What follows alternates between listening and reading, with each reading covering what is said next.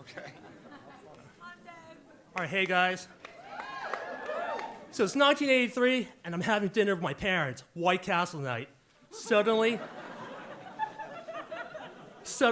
I hear my parents talking to each other in code, and it kind of sounds like this. Buck, buck, buck, buck, buck, buck, buck, buck.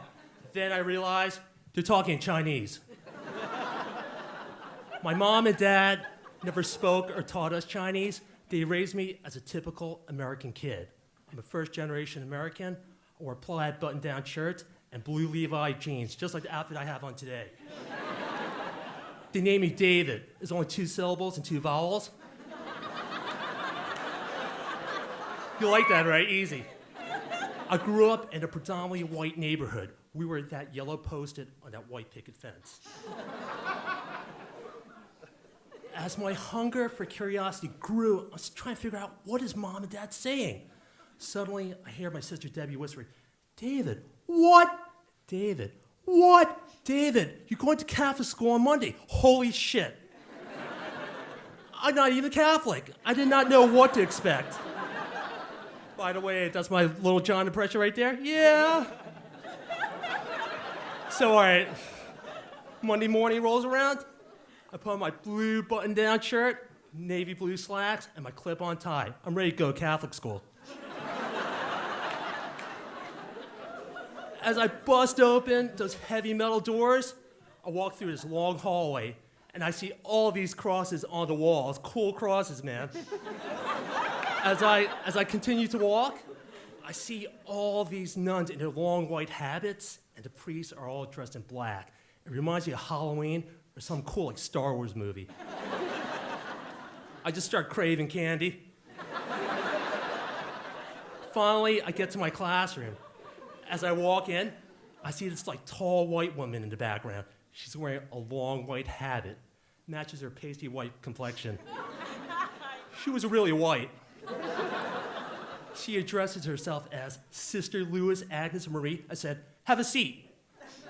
I take a seat. She addresses the class and she says, each one of you come up to the front and write your name on the blackboard as an introduction to the new student, me. As I'm sitting down, I see each student come up to the front and write their name with their right hand. When it was my turn to come up to the board, I picked up that chalk with my left hand. And when I attempted to write my name on the blackboard, my left hand kept on erasing what I wrote. And I had to write my name over and over again. Sister Louis Marie shook her head with shame while the class giggled and laughed and said, wax on, wax off, wax on, wax off. I know, it's pretty bad. Then Sister Louis Marie said, I have a suggestion. Why don't you use your good hand to write your name on the blackboard? I always thought I was using my good hand. I use it to eat. I use it to brush my teeth. I use it to give the pounds. So, you know what? I said, why not? When I picked up that chalk with my right hand, I just couldn't grip the chalk, and my handwriting was sloppy and squiggly, and I kept on losing my balance. But I kept on getting back up and just writing my name over and over again. I kept on falling down, getting back up. Sister Louis Marie shook her head in shame, and she was really scared that I was going to really hurt myself. And the class laughed and giggled, and she said, you know what? Have a seat. We'll figure out your name eventually. It's only the first day of class. As I sat down, I was red as an apple. As the days and weeks went by, things got progressively worse. I was very fidgety. You know, I just couldn't stop shaking my legs and tapping my hands. I would always daydream, look outside, and Sister Louis Marie would always call me out.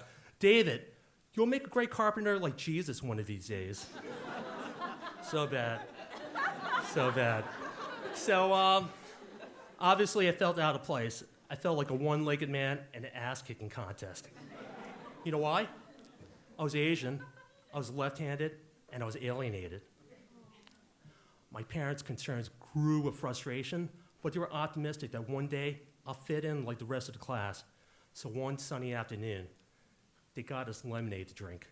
And we all hung outside in the yard, joked around and just drank lemonade. We killed it. You know why?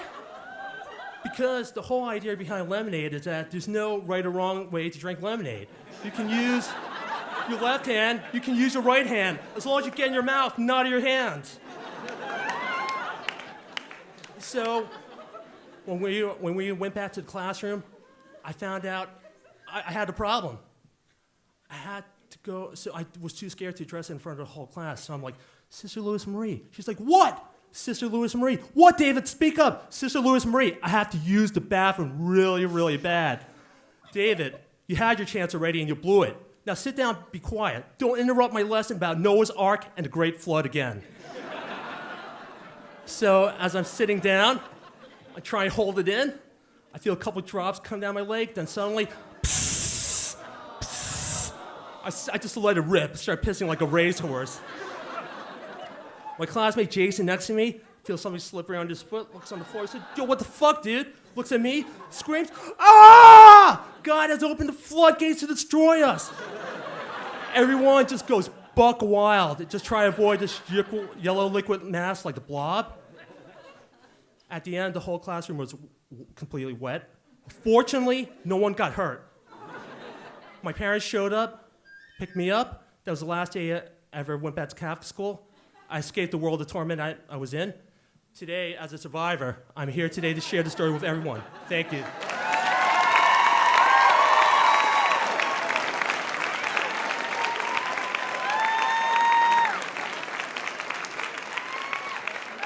That's David. Give it up for him.